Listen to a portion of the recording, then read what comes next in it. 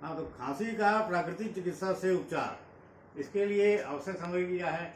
एक सूती कपड़ा लेंगे करीब इतना लंबा और इतना चौड़ा, और इसको पानी में गीला कर लेंगे। गीला करके ऐसे इसका पानी निथार देंगे।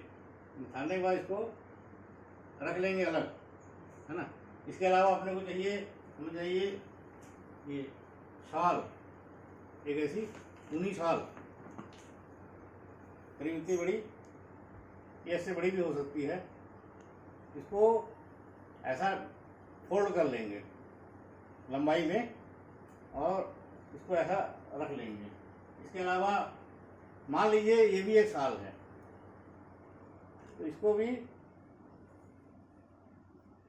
ऐसे फोल्ड करके रख लेंगे। और उसके अलावा ये एक सूती कपड़ा है, लपेटने काम आएगा। तो ये भी करीब इतना चौड़ा है, इतना बड़ा, और इसको ऐसा फोल्ड करके रख लेंगे, है ना।